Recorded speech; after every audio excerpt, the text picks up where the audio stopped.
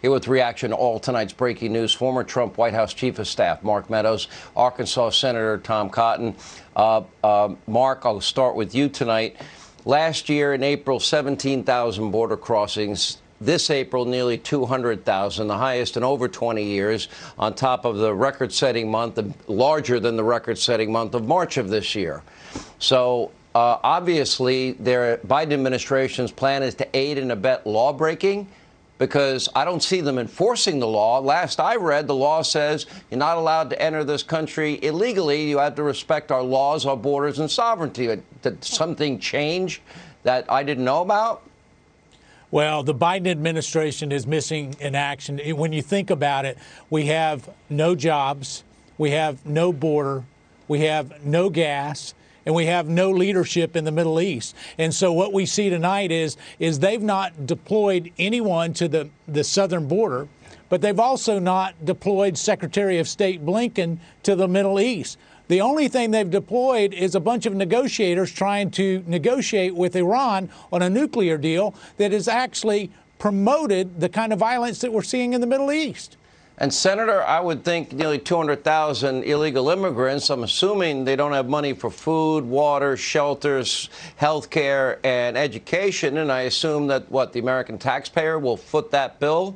Joe just leaves it wide open. What message is that sending the rest of the world? Come on in. We're wide open now?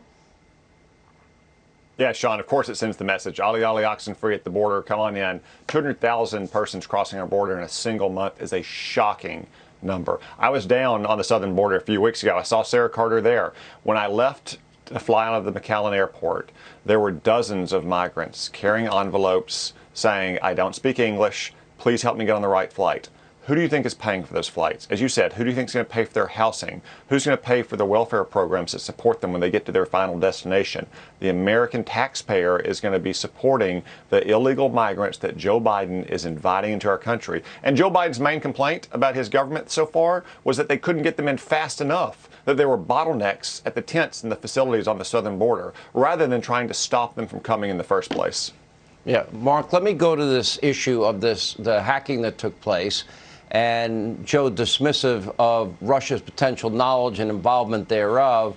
I didn't get the sense that Joe was being particularly harsh on Vladimir, or that he even talked to him.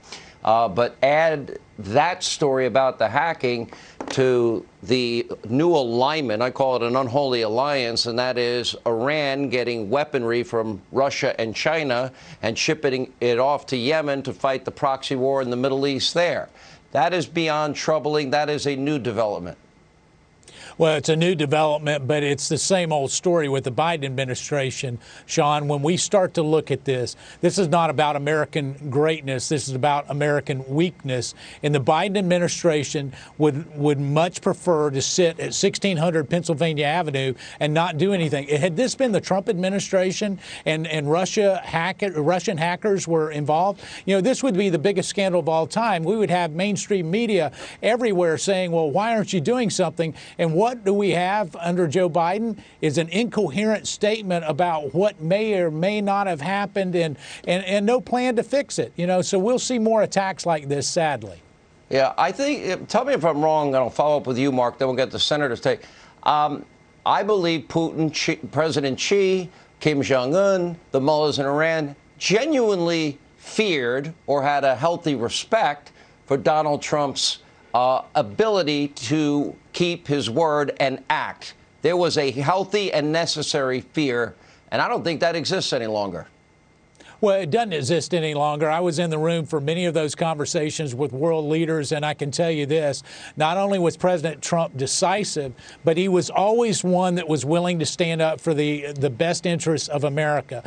And they knew that he was willing to do that and perhaps do it in unconventional ways. What we have with the Biden administration is, they're just folding up their tent and going home. I've never seen a foreign policy more inept in the first 120 days than this Biden administration. What would you suggest Joe Biden do, Senator?